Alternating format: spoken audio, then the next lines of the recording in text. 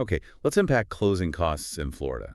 It's definitely one of the more, let's say, stressful parts of buying property here. Oh, absolutely. If you're in the Florida market, you see that, typical 2% to 6% estimate. It feels less like a guide and more like a A guess. wild guess sometimes. Ah. So today we're doing a deep dive.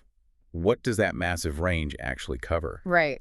And crucially, why are those quick online calculators so often, well, wrong? Just to level set, closing costs are all those fees you pay at the very end. Right, the stuff on top of your down payment or the sale price itself? Exactly. Administrative fees, legal stuff, bank charges, Yeah. all paid at the closing table. And that swing, 2% to 6%, that's a huge chunk of change depending on the property price. What are the main things pushing that number around? Okay, think of it in maybe three main buckets. You've got your due diligence costs. Like the appraisal, title search, that kind of thing. Precisely. Then there are government fees recording the deed, taxes, and finally the lender's fees like loan origination or underwriting. Okay, but just listing them doesn't quite explain why my 3% estimate could suddenly become 5% for someone else, or even for me on a different property. Exactly. That's the core of the puzzle. It's where the specifics of your deal, the loan, the property, the location, really collide. Okay, let's dig into that volatility then. What's the quickest way a 3% budget gets blown? Number one is probably the financing you choose. Your loan type. How so? Well, a conventional loan has a totally different fee structure than, say, an FHA or a VA loan. Government-backed loans. Right. FHA and VA often have specific mandatory upfront funding fees. Things conventional loans just don't have. So right there, your baseline changes. And what about the lender's own fees? I see ads for no-fee loans sometimes. Is that real or just hiding the cost somewhere else? It's usually a trade-off. Lenders need to make their profit somehow. Yes, they waive an origination fee. But they might quote you a slightly higher interest rate. So you're basically paying that closing cost over the life of the loan instead of upfront. It's not truly gone. Makes sense. Okay, beyond the loan itself, you mentioned location. This feels like a big trap for Florida newcomers. It really is. We're not just talking about property taxes varying, although they do, county by county. No. What else? We're talking specific state and local fees. Florida has documentary stamp taxes, doc stamps on deeds and mortgages. They're percentage-based, so they scale up with the price and loan amount. Ah, okay. That can add up fast. It can. And then depending on the specific community, especially newer ones, you might run into CDD fees. Community development districts. Yep. Those are like specialized local assessments. They can vary wildly, even between subdivisions right next to each other. Calculators almost never factor those in accurately. Okay, what about property-specific stuff? You mentioned due diligence surprises, like the title search. That's a classic area where costs can unexpectedly jump.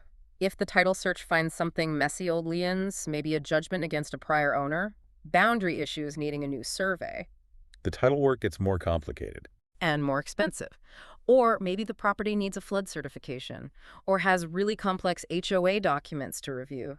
All these things add costs that a generic online tool just cannot predict. Which brings us right back to the online calculators. Yeah. If they miss loan specifics, CDD fees, title problems, what are they good for? They're okay for a starting point. A very, very rough ballpark. Like, can I even vaguely afford something in this price range? Sort of, yeah. They help you compare maybe a $400,000 place in Manatee County versus a $450,000 one in Sarasota, just for initial feasibility. They set the expectation you need some cushion, that 2-6%. But they're based on averages, right? Assumptions. Totally. They can't know your specific lender's fees or your credit score, which impacts your rate and points, or how you negotiated things in the contract. Like who pays for the owner's title, policy buyer, or seller. Exactly. That's negotiable, and it changes the bottom line. The calculator doesn't know your deal. So they definitely can't give you the final real number. No way. The true figures come later from the lender. First, you get the loan estimate. That's their initial promise based on your application. And then the final word. That's the closing disclosure, or CD. You get that 3 business days before closing. That's the legally binding document. And yeah, it can often be thousands different from that first online guess. So wrapping this up for listeners navigating the market, calculators are a starting point, maybe, but don't bank on them. Not for your final budget, no. Every single deal is unique. Relying on those averages is, well, risky. What's the smarter approach then? You really need a human-vetted quote, and you need it early. Someone who actually knows the local landscape, the taxes, the potential title issues here in Sarasota and Kennesaw counties.